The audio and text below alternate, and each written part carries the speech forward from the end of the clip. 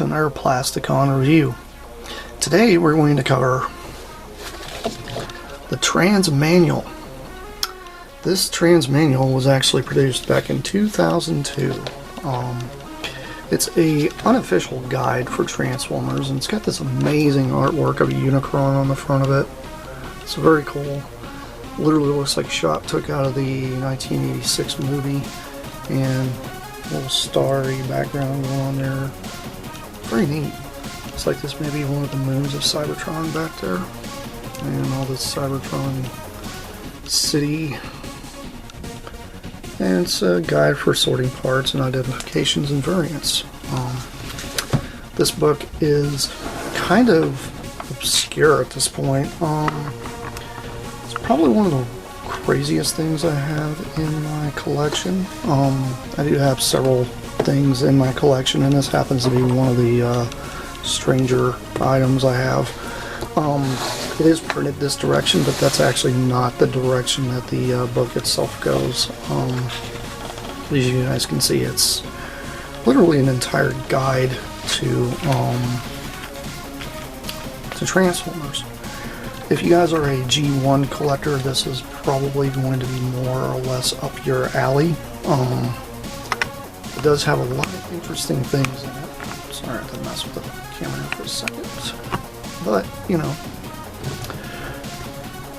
I'm not actually sure if FortMax.net still is around, but that's the people that were behind it. A man by the name of Mark A. Kimmel made this book.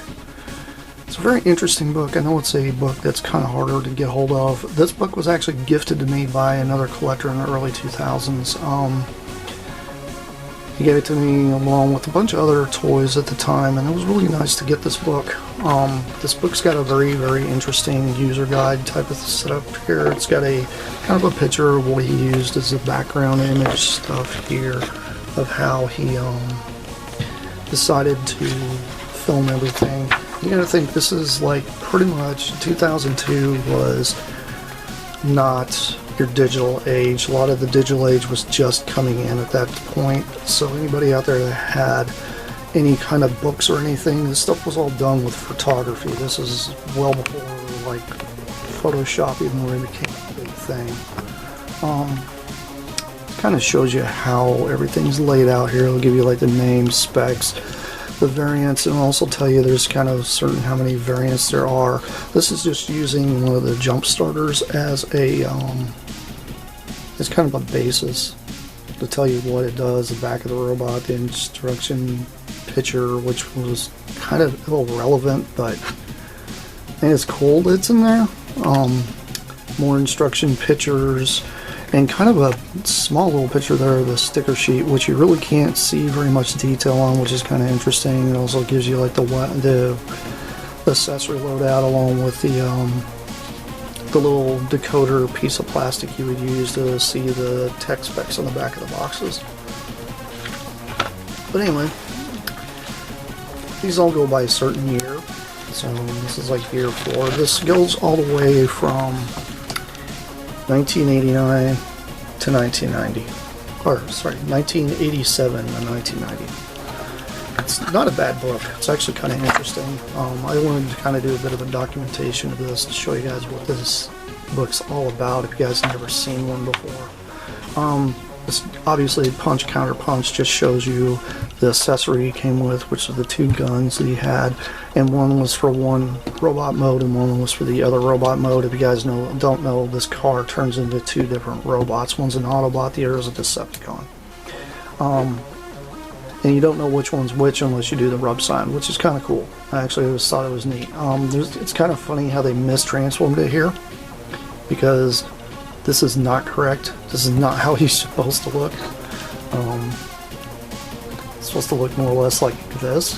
I don't understand why they have this picture, but it should be kind of turned around to look similar to this. It's hilarious how they did this. But yeah, he has like a little flip-up panel here that would actually have the alternate rub sign. This guy actually had 2 rub signs, which is kind of interesting. kind of shows you a bit of a kind of a blueprint schematic look here, which I don't mind. This is actually neat, and then I do like the idea that this is kind of more or less pulled off the box art, because they always took the box art and put it on the instructions, which was interesting. And it kind of gives you his tech specs and stuff. This stuff's really not even necessary. Most people use these as an accessory guide to kind of tell you what each toy came with. Going into the headmasters, you obviously have your headmasters here. Got good old Brainstorm here. And he's all transformed correctly. This is the back of him, that's the front of him. And then you got Brainstorm sitting inside his cockpit right here, and it shows he had 2 little laser guns and just all the cool stuff he came with. Same thing here for good old Chrome Dome. And then you got Hardhead. And goes into Highbrow as well. And then it goes into the big heavy hitter, Fort Max, the largest transformer made in the vintage line, on top of probably one of the hardest ones to complete still to this day for a lot of people, especially when it comes to trying to get hold of the small parts to build the combined robot. Honestly, it's easier to find reproductions of the headmasters now, and it's kind of funny because these are like way upscaled pictures. Like, this is a good, like, it has real height. It's actually a little shorter than this. It's almost funny how this is almost a 1:1 scale there, but you know, that's just from my experience. This is the part loadout just for him alone, which is quite a bit. And this is the non-Japanese version. The Japanese version actually had the sword. That's actually the only real difference between the two, but this is primarily covering all the American side stuff. So, and then it shows you what Fort Max had capability of doing, turning into a city, robot, spaceship, and then where you can kind of dock certain things and how things usually went inside of it. It showed where the elevator lift works. It's kind of funny because if you didn't know this thing had an elevator, you wouldn't even know what this was and this was at all. You might have to put 2 and 2 together here, but you know, most people that buy these know what they're looking at. But then it goes into your Autobot twins, which is kind of cool. You don't see much about these guys anymore. I know they did a kind of like a reissue thing. I think it was during Siege. They did kind of a homage to these guys, which is neat. But you know, the modern iterations are cool. That's really the only iterations of these guys we ever got, for Fastlane and Cloudbreaker. Kind of cool. But there we go. We got our monster bots. At least a couple of them there. And then move on to the last Autobot from the monster bots. Good old Repugnance. Everybody loves the 2-legged cockroach, as I like to call him. I love him. He's amazing. It's kind of funny how they don't really have like his alt mode done correctly here, because that is not his alt mode. All they did was flip his head up and flip his hands out. You can actually pose him on all fours. I don't understand why they didn't do that, but yeah. It's the early 2000s. People were just trying to get something out there to kind of document some of this stuff. And so there's other guides I'm going to probably go over in the future. But, you know, it's kind of a video to show you guys what this book here actually all entails. And it's very interesting how they laid it all out. They actually have the Target Master version of Hot Rod here, which is cool, because there's 2 different versions of Hot Rod. There's one with the Target Master and one is without. As far as I know, the only molding difference is I think the engine block is slightly larger to hold the gun, but I may be corrected by somebody in the comments. Might be like, oh, I own both and they're the same size. They may be the same size. I'm not absolutely sure, but I do know he just came with the whole Target Master. I never owned this version. I only owned the had the original version. Good old Crosshairs here. He's a pretty interesting looking. I always called him more or less like a military support truck, kind of like a futuristic one. I always thought he was neat. I just love his design, I always have. Yeah, getting in here, we got Cup here. This is Target Master Cup, and he has there is one molding difference between him and the original The original didn't have a hole in the back. If you can see right here, there's a tiny little hole in the back of the bed part that would actually allow the Target Master to plug in, which is kind of cool. I actually didn't mind that. But that's the only difference between that and the original one. There we go. We got a good old point blank here. It's kind of nice to have the Target Masters in here, because Target Masters I think are really cool. I've always liked them. And that good old Sure Shot. And then you've got the throttle bots, which are little guys that are just pullback cars, pretty much. They go in car mode or robot mode. I kind of wish they would have done run amok and runabout like these. Those would have made more sense to me. And honestly, you probably could customize these and make these run amok and run out if you really wanted to, if you had them. And here are the other 4 of them. It's kind of nice though. This is a good little manual. Now getting into the combiners. The combiners are kind of cool. I like how they've got a picture of the combine mode, picture of each alt mode, and then combine mode from the back and front. And then it's got a good little accessory layout here just for Scattershot alone. This is just Scattershot, the leader. It would have came with all these different accessories: the 2 guns, 2 fists, the larger gun, the feet plates, the head, and chest piece. Kind of nice. Really like Computron though. Computron's like one of my favorite, but then again I'm kind of biased because I love all the combiners. And then it kind of goes into the individual bots. We have Lightspeed here with his, he came with 3 guns. They all pretty much came with 3 guns, which is kind of cool. I find it interesting that they actually had 3 guns for each one of these guys, and I always thought it was strange that you could never find a place to put their gun they would use in robot mode. I don't know how hard it would have been for them to put, I don't know, put like a peg hole or something, maybe just even on the spoiler in the back of him, or I mean even maybe put the peg hole here and then move the rub sign up so that way you can actually plug the gun onto the front of him. I don't know if that would have been capability of doing that with Lightspeed. Would have been cool to see that. And then move on over here, and then you got good old Strife. And then you got Nose Cone, which is cool. Really neat. And then Afterburner. I love Afterburner. Why? Because it reminds me of Tron. You're basically a Tron light cycle that turns into a robot. What more could you want? Seriously. I could see people taking this guy and repainting him to look like Flynn from Tron. That'd be neat. But anyway, move it on here. Here we got the cassette tapes. It actually goes over some of the cassettes as well. And like I said, these are all done by year. So you're not going to get like all the combiners at once or all whatever at once. So, yeah, good old Overkill. Which who doesn't love dinos? And Select Best, which these 2 need a modern iteration. Don't know why that hasn't happened, but that's okay. You know, the old ones are cool. I'm not huge into the new stuff, but I think it'd be neat if they actually kind of tried to tackle that. And then you got good old Pounce and Wingspan, which are the Decepticon twins, which is really neat. I always liked the twins. I thought the twins were very, very neat looking aesthetic, because they both literally look like the same robot, but their alt modes are drastically different, which is cool.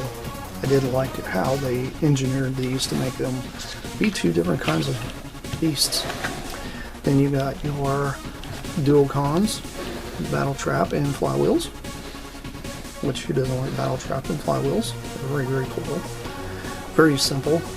Kind of wish they would have had their alternate robot modes, considering they kind of had an animated robot mode like in some of the introduction stuff, but they never actually made them as full-on characters, which was kind of silly. I always thought it was interesting that he actually has a Decepticon emblem printed on and a rub sign. Like,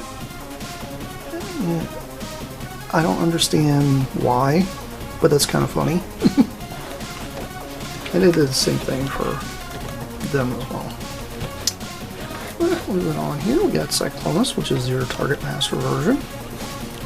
And then good old Misfire. Everybody loves Misfire. This thing, we tell me this right here isn't some stuff straight out of the Atari age. Like these designs are straight out of Atari. Like you can see these as like little flying spaceships in like Galaga or something like that. That's exactly what they reminded me of.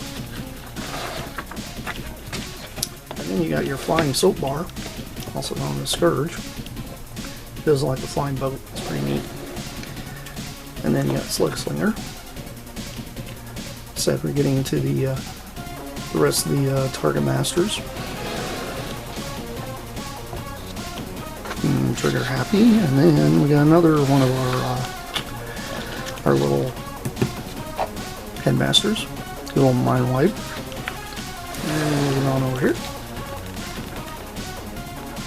Stone Cruncher and then Mirrored Wolf. And then we get into Scorponok's accessories. Scorponok has got a lot of bits and bobs. It's funny how many bits and bobs this guy's got, because literally his drone guy has got parts too. Like it's these two and these two here go to this little guy, I can't remember his name now. It was on the tip of my tongue a few minutes ago and now it's gone. Anyway, Fast Track. Yeah, Fast Track. Anyway, he had like two little repair arms. These parts here form an elevator. Very neat. And then you got his robot mode, which the whole entire page is like dedicated to that, which is kind of cool. Again, oversized picture. I think this is funny. And it's kind of funny when they do these, because then you can tell how, like, you can actually almost see the texture of the plastic. Like, these photos are actually very, very well done. They are a little muted though, but to be honest, if you're looking at this kind of book is just there for a reference. You're not there for like the actual coloring, because if you've actually found a Scorponok that was this dark, you know this thing had been in the sunlight for way too long. But this is literally, you know, like I said, photography done before all this insane stuff we have nowadays. And here we go, we got some more of the Headmasters. Got Ape Base and Snapdragon. Who doesn't love a triple changer? These things are awesome. And then we go into Six Shot, which is your six changing robot, which has been retooled to the nines when it comes to being used in the Brave series. And I've seen so many knockoffs of this thing, it's insane, and I actually think it's great that this toy got knocked off so many different times and turned into all different kinds of stuff. It's very cool. Six Shot's actually a really neat toy. I mean, really, if you had him, you really have quite a bit in one package. Here we go, moving on to Abominus. I know this video is going to be kind of long here. You know, I'm just gonna kind of go through here a little bit and show you just one of the years. It does the same thing here for the layout for the Abominus Combiner as well, and then it goes into year 5. And each one of these actually has a list at the beginning telling you who's in what. And it's just, this is actually kind of a cool book. It's very, very interesting. I really don't want to go through the whole thing. It even goes into your Pretenders. You guys out there that are like your Pretenders, there's a lot of Pretender love in here as well. I don't remember if it goes into Action Masters. Who does not love Monstructor? Seriously. You guys want to talk about something that needs a remake? Monstructor needs one. Terribly. Like, literally, because he's so hard to get hold of. And I used to have one, and I never really wanted to touch it because of the gold plastic on Bristleback and Slug. It's a sad thing. It just hasn't happened. But yeah, it goes in your little Micromasters as well. And I think, yep, it does. It does cover your Action Masters. I couldn't remember if Action Masters were in this one or not. But yeah, they are in this book. Like I said, this is a very nice book. You guys probably should go out there and try to find one. I don't know exactly how much these are going for on the aftermarket at the moment. Really haven't looked into it. All I know is this is a pretty interesting book. It's probably one of the ones that you're normally not going to find out there on the market. But anyway, I just wanted to show you guys a cool book and give you guys a bit of a tool out there to help you guys improve your collecting and all that kind of thing. Anyway, this has been Plasticon. This has been yet another crazy little review. And I'll catch you guys later because I have plenty more coming your way. And I'll see you because I have plenty more. Plenty more. This is me. Sign off. Peace out, y'all. See you around. Bye.